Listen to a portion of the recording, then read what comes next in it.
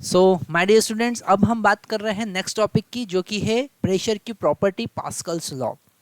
Pascal's law के according किसी fluid में एक सेम हॉरिजॉन्टल लेवल पर हर पॉइंट पर प्रेशर सेम रहता है, हर डायरेक्शन में प्रेशर सेम रहता है। यहाँ पर पास्कल्स लॉ कह रहा है pressure is isotropically distributed all over the fluid. पूरे फ्लूइड में प्रेशर एक जैसा डिस्ट्रीब्यूट होता है और इसी पे बेस हमारे पास हाइड्रोलिक मशीन, हाइड्रोलिक पंप काम करते हैं। और आज हम इतना ज़्यादा ऑटोमोबाइल में और हर जगह पर हाइड्रोलिक प्रेस मशीन का यूज़ कर रहे हैं। ओके, यहाँ पर पास्कल्स लॉ के अकॉर्डिंग अगर हम एक फ्लूइड कंसिडर करें, जैसे ये कंटेनर हमारे पास में दिख रहा है और इस कंटेनर में हमने फ्लूइड फिल कर रखा है, या फिर कोई लिक्विड हम मान लेते हैं कि लिक्विड फिल कर रखा है, वाटर फिल कर रखा है। ठीक है, तो अगर हम कोई पॉइंट कंसिडर करें, है ना, कितने भी पॉइंट कंसिडर करें, सब पर प्रेशर एक जैसा होता है, सारी डायरेक्शन में प्रेशर एक जैसा होता है। ये हमको यहाँ पर प्रूफ करना है। तो हमने यहाँ पर एक कंटेनर में फ्लूइड लिक्विड फिल कर लिया और यहाँ पर एक ट्राइंगुलर सेक्शन हमने कंसिडर किया है। ए बी सी यहाँ पर एक ट्राइंगुलर सेक्शन है। इस A B C triangular section को कंसिडर करने का रीज़न ये है, एक डिफरेंशियल छोटा सा रीज़न है। ठीक है, और यहाँ पर डिफरेंशियल वॉल्यूम है ना। यहाँ पर हमने हॉरिजॉन्टल प्रेशर की भी हम बात कर सकते हैं, वर्टिकल प्रेशर की भी बात कर सकते हैं, और किसी एंगल थीटा पर भी प्रेशर की हम बात कर सकते हैं। तो हम हर डायरेक्शन के प्रेशर को यहाँ पर इक्वल प्रूफ कर देंगे। यही है पास्कल्स लॉ। तो हम आगे देखते हैं। यहाँ पर हमने एक ट्रायंगुलर सेक्शन कंसिडर किया है। जो फर्स्ट वर्टिकल साइड हमको दिख रही है, ये जो वर्टिकल साइड दिख रही है, इसका हाइट हमने ए कंसिडर किया है, और हॉरिजॉन्टल जो साइड यहाँ पर दिख रही है, इसका जो बेस है वो हमने बी कंसिडर किया, और हाइपोटेनियस यहाँ पर हमने सी कंसिडर किया है। तो ये आपको समझ में आ गया होगा। यहाँ पर जो हमारे पास में ए बी साइड है उसका लेंथ है ए, और जो बी सी साइड है उसका लेंथ है बी, और सी डी जो साइड है उसका लेंथ है सी। ओके, तो हमने यहाँ पर ए बी सी एक ट्राइंगल कंसिडर किया है। अब ए बी फेस पर जो फोर्स लग रहा है वो एफ सी हमको यहाँ पर दिख रहा है। ओके, और यहाँ पर बी सी पर एफ ए फोर्स लग रहा है। ओके, और ए सी पर एफ बी यहाँ पर फोर्स लग रहा है, ऐसा हमने कंसिडर किया। ओके, जैसा डायग्राम में हमको दिख रहा है। आगे हम देखते हैं, अगर हम इसका एफ बी डी बनाते हैं। ओके, अगर हम इसका एफ बी डी बनाते हैं तो एफ सी ऐसा हॉरिजॉन्टल डायरेक्शन में लग रहा है। ओके, अगर हम यहाँ पर इसमें थोड़ा सा चेंजेस कर लेते हैं। ये फोर्स जो है यहाँ पर हम हमारे अकॉर्डिंग पर एनसीईआरटी के अकॉर्डिंग चलते हैं हम। ये एफ सी हमने एक हॉरिजॉन्टल फोर्स कंसिडर किया है, और एफ बी जो है, ठीक है, एफ बी, ओके, हमने यहाँ पर एक इंक्लाइन फोर्स कंसिडर किया है, और एफ ए जो है वर्टिकल अपवर्ड फोर्स कंसिडर किया है। ये है हमारा एफ ए, वर्टिकल फोर्स हमने कंसिडर किया है। अगर हम इनको रिजॉल्व करें और यहाँ पर एंगल की बात करें, तो हमको ये बात ध्यान रखना है कि नॉर्मल रिएक्शन वर्टिकल के साथ हमेशा थीटा एंगल बनाती है। तो ये जो नॉर्मल फोर्स है इस इंक्लाइंड प्लेन पर, इस इंक्लाइंड लाइन पर नॉर्मल फोर्स है, वो वर्टिकल के साथ में थीटा एंगल यहाँ पर बनाएगा। ठीक है, जब आप यहाँ पर एग्ज़ाम में आप ये थीटा कंसिडर करेंगे, तो या तो याद रख के जाना पड़ेगा, फिर यहाँ पर फाइंड करना पड़ेगा। तो आप क्या करेंगे, यहाँ पर एक थंब रूल याद रखेंगे कि ये जो नॉर्मल फोर्स है, ये वर्टिकल के साथ में हमेशा थीटा एंगल बनाएगा। ओके, तो हम इसको दो पार्ट में यहाँ पर रिजॉल्व कर लेंगे। एक इसका हॉरिजॉन्टल कंपोनेंट होगा, बताइए क्या होगा हॉरिजॉन्टल कंपोनेंट, एफ बी, ये हमारे पास स्मॉल बी है, F B sine theta. Okay, और एक वर्टिकल डाउनवर्ड कंपोनेंट होगा, और वो होगा F B cos theta. Okay, F B cos theta. अब यहाँ पर ये इक्विलिब्रियम में है, क्योंकि हमने जो सेक्शन कंसिडर किया है वो मूव तो कर नहीं रहा है, इक्विलिब्रियम में है। तो हम फोर्स को बैलेंस कर सकते हैं। हम लिख सकते हैं F C is equal to F B sine theta.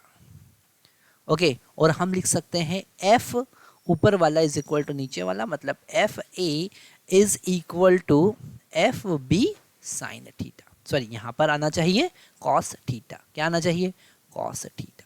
Okay, अब हमको ये पता है कि एफ सी, ओके, अगर हम इस वर्टिकल फेस पर अगर हम प्रेशर की बात करें, मतलब पी सी की अगर हम बात करें, तो वो होगा F C divided by area, area कितना होगा, हाइट इंटू विड्थ। ओके, यहाँ पर आपको ध्यान रखना है कि ये इसका जो विड्थ है वो W है। ओके, तो इस ए सी ए बी ई डी, ये जो वर्टिकल फेस है, इसका एरिया A इंटू डब्ल्यू होगा। ओके, यहाँ पर हम आपको लिख देते हैं वर्टिकल फेस का जो एरिया है वो है A इंटू डब्ल्यू। तो यहाँ पर A इंटू डब्ल्यू लिखा आपने, मतलब अगर हम यहाँ पर एफ सी ओके फोर्स की बात करें तो वो होगा P C into A W. Okay, similarly अगर हम एफ बी की बात करें, ओके यहाँ पर पी सी लिखना पड़ेगा हमको, पी सी। अगर हम एफ बी की बात करें तो एफ बी क्या होगा, एफ बी होगा pressure P B into B into W. Okay, है ना। यहाँ पर इसको हम और अच्छे से एक्सप्लेन आपको कर देते हैं कि अगर हम पी बी की बात करें, मतलब इस इंक्लाइन सरफेस पर जो प्रेशर लग रहा है, ओके उसकी बात करें तो वो हो जाएगा F B divided by area कितना हो जाएगा, सी इंटू डब्ल्यू। कितना होगा, सी इंटू डब्ल्यू। तो यहाँ पर एफ बी का जो वैल्यू आएगा वो होगा C into W into P B. ऐसे ही अगर हम जो हॉरिजॉन्टल फेज है उसकी बात करें और उस पर फोर्स एफ ए की अगर हम बात करें, ओके तो यहाँ पर एफ ए को हम लिख सकते हैं उसका एरिया मतलब बी इंटू डब्ल्यू और वहाँ का प्रेशर पी ए। ओके, इन सब का वैल्यू यहाँ पर पुट करेंगे हम। ये जो फर्स्ट इक्वेशन था यहाँ पर वैल्यू पुट करेंगे तो हमारे पास में एफ सी का वैल्यू कितना आया, P C into A into W is equal to F B का वैल्यू कितना है, C W into P B into sine theta. Okay, sine theta कितना होगा, साइन थीटा होगा हाइट डिवाइडेड बाय हाइपोटेनियस, मतलब ए डिवाइडेड बाय सी, है ना, यही होगा ना, साइन थीटा तो यही होता है। तो ए से ए हम यहाँ कैंसिल कर सकते हैं, सी से सी कैंसिल कर सकते हैं, डब्ल्यू से डब्ल्यू कैंसिल कर सकते हैं, P C equal to P B हमारे पास आता है। ओके, तो ये एक हमारे पास में पता चला कि फोर्स, आप देख सकते हैं कि प्रेशर इक्वल आ रहा है। Okay, same as it is अगर हमारे पास में जो सेकंड इक्वेशन आया था, हम यहाँ पर कलर चेंज कर लेंगे तो आपको और क्लियरली समझ में आएगा।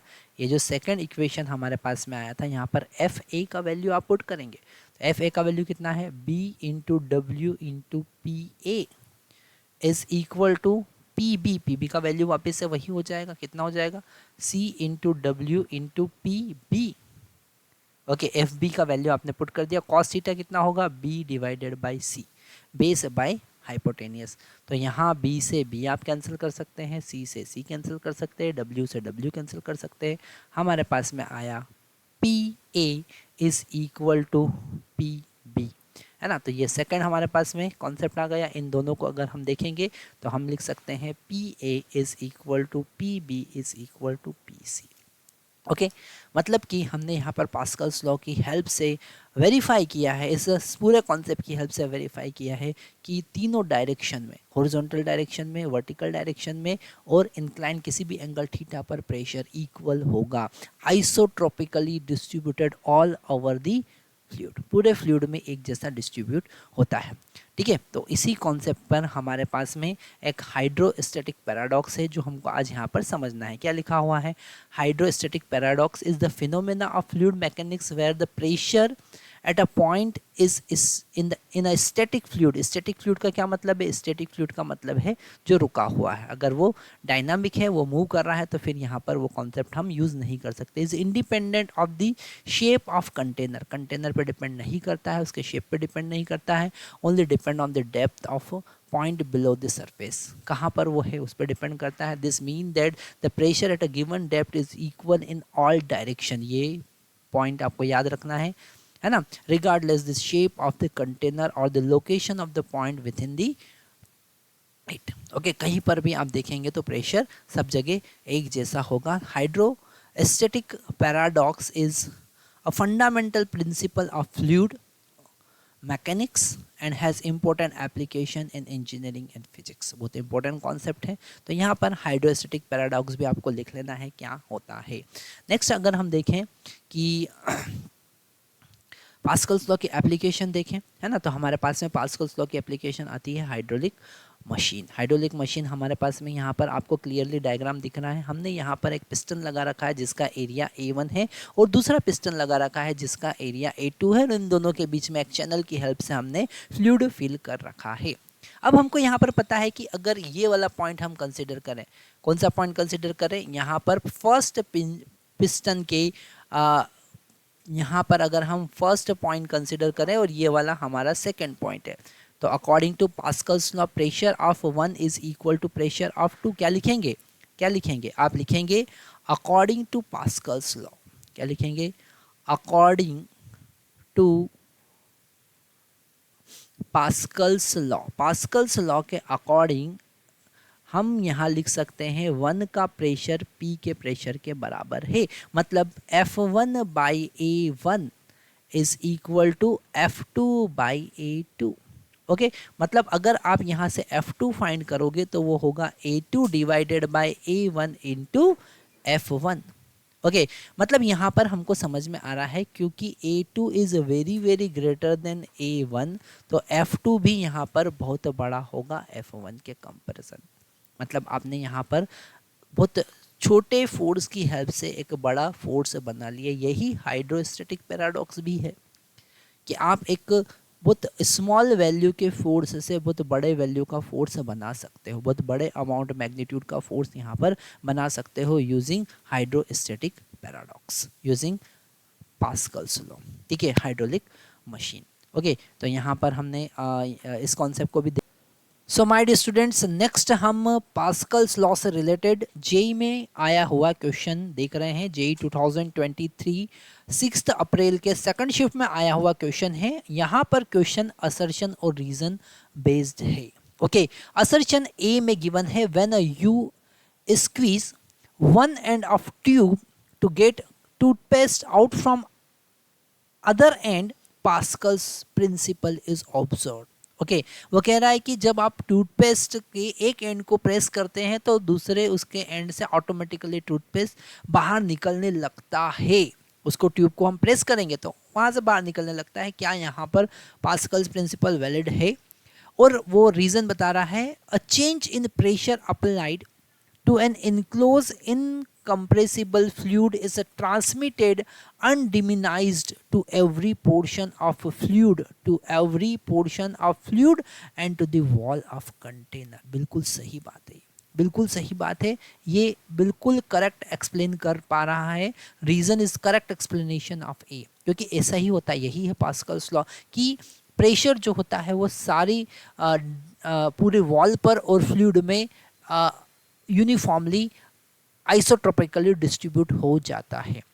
और वही ये कह रहा है। तो यहाँ पर हम डी ऑप्शन चूज करेंगे। डी ऑप्शन क्या है? Both A and R correct and R is correct explanation of A. तो हम यहाँ पर डी को चूज करेंगे क्योंकि ये बिल्कुल सही बात है, वो बिल्कुल सही कह रहा है। यही हमने पास्कल्स लॉ में समझा था। ठीक है, नेक्स्ट अब हम बात कर रहे हैं एनसीईआरटी में आए हुए कुछ क्वेश्चंस की, जो कि तो नेक्स्ट क्वेश्चन हमारे पास में एनसीईआरटी का 10.5 क्वेश्चन है जो कि पास्कल्स लॉ से रिलेटेड है, क्योंकि हम यहाँ पर पास्कल्स लॉ देख रहे हैं। पास्कल्स लॉ क्या है कि प्रेशर जो होता है वो पूरे फ्लूइड में एक जैसा होता है। ओके, आइसोट्रोपिकली पूरे फ्लूइड में उसके कंटेनर पर की वॉल्स पर सब जगह फ्लूइड में प्रेशर एक जैसा होता है। यही है पास्कल्स लॉ। और उसी से रिलेटेड हमारे पास में 10.5 एनसीईआरटी का क्वेश्चन है। जरा ध्यान से देखते हैं। 2 series of different cross section without needle, okay, filled with water, okay, are connected with a tightly filled rubber tube filled with water. The diameter of a smaller piston and the larger piston is 1 centimeter and 3 centimeter. तो हमारे पास में दो series है ना, हम यहाँ पे मान लेते हैं कि ये सीरीज नंबर 1 है हमारे पास, ओके। और ये सीरीज को हमने एक रबर ट्यूब की हेल्प से, एक और ट्यूब है, एक और सीरीज है हमारे पास में जिसका डायमीटर थोड़ा कम है, तो यहाँ डायमीटर थोड़ा छोटा बना देते हैं, है ना। यहाँ पर ये जो पिस्टन है ना, ये जो पिस्टन है, ऐसा पिस्टन लगा हुआ है और ये पिस्टन का diameter R1 equal to 3 centimetre, ये लार्ज वाला है ना, ये है लार्ज वाला। और यहाँ पर R2 इक्वल टू 3 सेंटीमीटर है, ये है स्मॉलर वाला, ठीक है, ये है स्मॉलर। यहाँ पर पिस्टन लगा हुआ है ऐसा, ठीक है। तो ये हमने रबर ट्यूब से कनेक्ट कर दिया है। रबर ट्यूब को हम अलग कलर से बना देते हैं, है ना, ग्रीन कलर से बना देते हैं। तो यहाँ पर इसे हमने रबर ट्यूब से इन दोनों को कनेक्ट कर रखा है और दोनों के बीच में हमने वाटर फिल कर रखा है। ऐसा कुछ क्वेश्चन है। तो यहाँ पर सिंपल सा हमको पता है प्रेशर। क्वेश्चन फर्स्ट क्या गिवन है पहले वो देख लेते हैं। Find the force exerted on larger. तो यहाँ पर कितना फोर्स लगेगा, F1, ओके। अगर F2 का वैल्यू, तो हमको पता है कि F1 is equal to A1 divided by A2 into F2, okay. ये होगा क्योंकि प्रेशर दोनों साइड इक्वल होगा। तो यहाँ पर ये फार्मूला शायद आपको समझ में आ गया होगा हमने कैसे लिखा है। अगर ये क्लियर समझ में नहीं आया है तो इसके आगे का जो कॉन्सेप्ट अभी थोड़ी देर पहले बताया था उसको एक बार रिवाइज कर लीजिए और यहाँ पर F1 का वैल्यू फाइंड कर लीजिए। F1 is equal to what is A1 that is pi R1 square and what is A2 that is pi R2 square, यही होता है क्रॉस सेक्शन एरिया। और F2 क्या होगा, F2 यहाँ पर गिवन है 10 न्यूटन। क्या है, 10 Newton. F2 is equal to 10, तो 10 न्यूटन, है ना। तो 10 रख देंगे यहाँ से पाई तो कैंसिल कर दीजिए। F1 का वैल्यू आ जाएगा, R1 का वैल्यू कितना है 3, तो 3 का स्क्वायर, और R2 का वैल्यू कितना है 1, तो 1 का स्क्वायर इंटू 10। तो यहाँ पर कितना आ गया 9 into 10 that is equal to 90 newton, ठीक है। यहाँ पर आपको एक कन्फ्यूज़न हो सकता है कि सर अगर यहाँ डायमीटर आपका रेडियस नहीं डायमीटर गिवन है ना, तो यहाँ पर बाई टू कैंसिल होने वाला है इसलिए हमने यूज़ नहीं किया। आप बोल सकते हैं sir R1 is equal to 3 नहीं है, R1 इज इक्वल टू 3/2 होगा, तो हमने वहाँ पर बाई 2 कैंसिल कर दिया है। और यहाँ पर सेंटीमीटर में गिवन है, मीटर में कन्वर्ट क्यों नहीं किया, तो वो भी कैंसिल ही होना है ना। तो यहाँ पर आप ये कॉन्सेप्ट अच्छे से समझेंगे तो ईजिली क्वेश्चन कर पाएंगे। क्यों, क्योंकि इसके लिए प्रैक्टिस की ज़रूरत होती है ना। आप डायरेक्टली कर सकते हैं सारा कॉन्सेप्ट। तो ये हो गया हमारा फर्स्ट पार्ट। अब हम बात करेंगे if the smaller piston is pushed through 6 centimetre, है ना। अगर उसको हमने 6 सेंटीमीटर यहाँ से पुश किया है तो कितना लार्ज पिस्टन कितना मूव करेगा वो हमको बताना है। तो यहाँ पर हम लिखेंगे कि वॉल्यूम दोनों का कांस्टेंट होगा, ठीक है। वॉल्यूम डेल्टा वी कितना इंटर होगा उतना ही डेल्टा वी आउट होगा। तो delta V in is equal to delta V out, okay. तो यहाँ पर हम यूज़ कर सकते हैं क्या, हम यूज़ कर सकते हैं this is delta X in मतलब 1 into A1 that is area, okay, is equal to delta x2 into A2, है ना। ये भी बहुत लॉजिकल क्वेश्चन है। और आप यहाँ पर देखेंगे कि NCERT के सारे क्वेश्चन बड़े इंटरेस्टिंग होते हैं और कुछ क्वेश्चन तो जेई की एग्ज़ाम में डायरेक्टली हमको दिखते हैं, ओके। हम ऐसा एक सीरीज़ बनाएंगे जिसमें NCERT के डायरेक्ट क्वेश्चन जेई में पूछे गए हैं, तो वहाँ पर आपको समझ में आएगा कि NCERT का क्या इंपॉर्टेंस है। NCERT बड़ी अच्छी बुक है जो आपको सॉल्व करते रहना चाहिए। उसके क्वेश्चंस को बिल्कुल ध्यान से समझना चाहिए, उसके लॉजिक को ध्यान से समझना चाहिए, वो लॉजिक याद भी रखना चाहिए क्योंकि उसी से रिलेटेड क्वेश्चन जेई में आने के चांसेस होते हैं। तो डेल्टा x1 हमको फाइंड करना है और A1 जो है वो पाई R1 स्क्वायर हो जाएगा और डेल्टा x2 हमारे पास में यहाँ पर गिवन है 6 सेंटीमीटर, तो यहाँ पर 6 रख देंगे इंटू A2 का वैल्यू पाई R2 स्क्वायर, और यहाँ पर फिर से पाई से पाई तो कैंसिल कर देंगे। अब यहाँ पर R1 R2 में फिर कन्फ्यूज़न होगा, मैं डायरेक्ट 3 पुट कर दूंगा, आप कहेंगे क्यों पुट कर दिया, क्योंकि बाई टू कैंसिल होने वाला है। तो डेल्टा x1 और यहाँ पर 3 का स्क्वायर लिख सकते हो आप, 3/2 भी लिख सकते हो आप, ऐसा लिख दो, चलो 3/2 का whole square is equal to 6 into 1/2 का होल स्क्वायर, है ना। क्योंकि अगर यहाँ पर D1 का वैल्यू 3 है, 3 सेंटीमीटर है, तो R1 का वैल्यू 3/2 सेंटीमीटर हो जाएगा। अगर D2 का वैल्यू यहाँ पर 1 सेंटीमीटर है तो R2 का वैल्यू 1/2 सेंटीमीटर हो जाएगा, है ना। तो यहाँ पर इनटू ये हो गया, समझ में आ गया हमको। यहाँ पर वैल्यू पुट कर दिया, बाई टू कैंसिल हो जाएगा। यहाँ पर हमको मिलेगा delta x1 is equal to 6/9, that is equal to 2/3 centimetre. क्या हो जाएगा? 2/3 सेंटीमीटर, है ना। तो इसको हम क्या लिख सकते हैं? इसको हम लिख सकते हैं 0.67 सेंटीमीटर। तो एनसीईआरटी के क्वेश्चन बड़े इंटरेस्टिंग होते हैं, आपको ध्यान से समझना है। मेरे प्यारे बच्चों, फिर से हमारे पास में एनसीईआरटी का एक और क्वेश्चन है जो पास्कल्स लॉ से रिलेटेड है, और ये क्वेश्चन भी बड़ा इंपॉर्टेंट है जो आपको यहाँ पर समझना पड़ेगा। क्वेश्चन में गिवन है, न car lift compressed air exerted F1 on a small piston having radius 5 cm. This pressure is transmitted to the second piston of radius 15 cm. तो यहाँ पर हमको R1 इक्वल टू 5 सेंटीमीटर और R2 equal to 15 centimetre given है ना। आगे देखते हैं, if the mass of car is lift to be 1350 kg. Okay, calculate F1, that what is the pressure necessary to accomplish this task. कितना pressure भी हमको यहाँ पर कैलकुलेट करना है। तो हम यहाँ पर सिंपल सा कॉन्सेप्ट लिखेंगे, F1 by A1 is equal to F2 by A2, that is the Pascal's law. क्या होता है Pascal's law? P1 is equal to P2, this is the Pascal's law. Okay, this is the Pascal's law, यही है Pascal's law, है ना।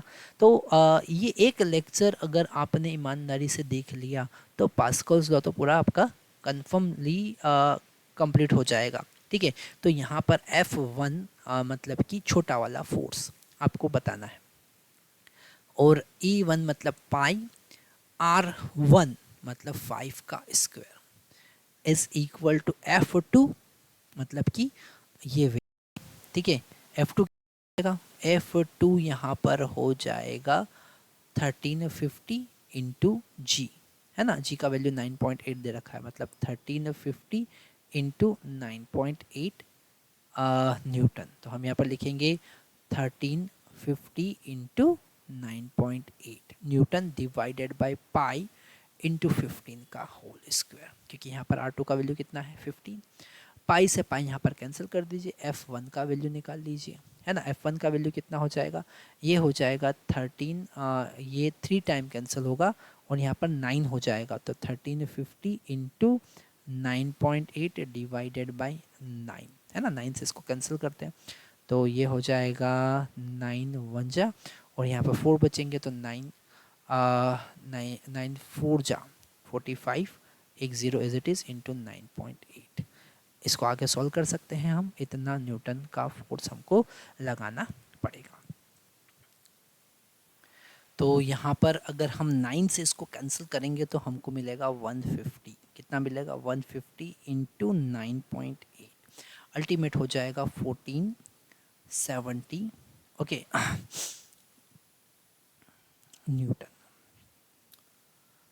Okay, तो ये हो गया हमारा F1, है ना। कितना फोर्स लगाना पड़ेगा। अब उन्होंने कहा है कि प्रेशर भी बताइए, तो प्रेशर यहाँ पर हम क्लियरली निकाल सकते हैं। Pressure P is equal to 1470 force divided by area, that is पाई।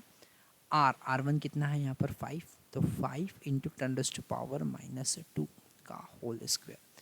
अब फिर से आप क्वेश्चन पूछ लीजिएगा कि सर यहाँ पर आपने फर्स्ट जब कैलकुलेशन किया तो यहाँ पर आपने मीटर में कन्वर्ट नहीं किया, पर यहाँ पर मीटर में आप कन्वर्ट कर रहे हो। क्यों? क्योंकि यहाँ पर 10⁻⁻², 10⁻⁻² दोनों साइड कैंसिल हो जाएगा।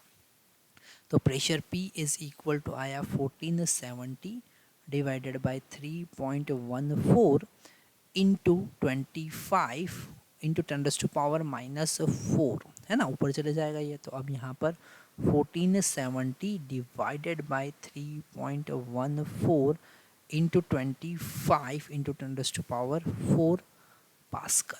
ओके, इसको आपको कैलकुलेट करना पड़ेगा खुद को।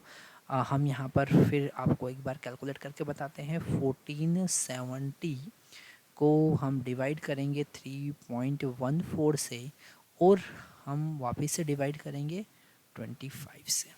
ओके, तो हमारे पास में यहाँ पर आंसर आएगा 18.72 इंटू 10⁴ पास्कल। ओके, तो ये हमारा करेक्ट आंसर होगा। तो इस लेक्चर में हमने क्या सीखा? इस लेक्चर में हमने ये सीखा कि हम पास्कल्स लॉ को समझ सकते हैं, what is meaning of Pascal's law. उससे रिलेटेड हमने डेरिवेशन देखा, उससे रिलेटेड हमने न्यूमेरिकल्स देखे, जो हमारे सारे कॉन्सेप्ट क्लियर कर देते हैं। तो मेरे प्यारे बच्चों, अभी हम बात कर रहे हैं पास्कल्स लॉ की। पास्कल्स लॉ क्या होता है? प्रेशर आइसोट्रोपिकली पूरे फ्लूइड में डिस्ट्रीब्यूट हो जाता है, और उस पे बेस्ड हमारे पास हाइड्रोलिक पंप, हाइड्रोलिक मशीन काम करती है। और उसी से रिलेटेड हमारे पास में जेई 2023 8 अप्रैल सेकंड शिफ्ट में पूछा गया क्वेश्चन, सबसे लेटेस्ट क्वेश्चन हम अभी डिस्कस कर रहे हैं। क्वेश्चन में गिवन है, hydraulic automobile lift is design to lift vehicle of mass 5000 kg, 5000 kilo के मास को वो उठा पा रहा है। ठीक है, the area of cross section of cylinder carrying the load is 250 centimetre square. The maximum pressure of piston would have to bear कितना होगा? G equal to 10 metre per second square यहाँ पर दे रखा है। अब इससे इजी क्वेश्चन और क्या पूछेगा सामने वाला, बताइए। इससे इजी क्वेश्चन क्या होगा? यहाँ पर सिंपल सा कॉन्सेप्ट है कि, एक मिनट, ओके, सिंपल सा कॉन्सेप्ट है कि प्रेशर का फॉर्मूला होता है P is equal to F by A। F कितना है यहाँ पर? mg के बराबर होगा, और एरिया ऑफ क्रॉस सेक्शन तो दे रखा है। m का वैल्यू कितना है? 5000, और g का वैल्यू कितना है? 10। एरिया ऑफ क्रॉस सेक्शन यहाँ पर कितना है? Area of cross section given है 250 पर, ये तो सेंटीमीटर में, मीटर में कन्वर्ट करेंगे 10⁻⁻4 का मल्टीप्लाई करेंगे, मीटर स्क्वायर में कन्वर्ट हो जाएगा। ओके, इसको आगे सॉल्व करेंगे तो एक जीरो से एक जीरो यहाँ कैंसिल हो जाएगा, और इससे 25 से 500 को कैंसिल करेंगे तो 20 हमको मिलेगा, और 10 ऑलरेडी अवेलेबल था, 10⁻⁻4 ऊपर जाके 10⁻+4 हो जाएगा।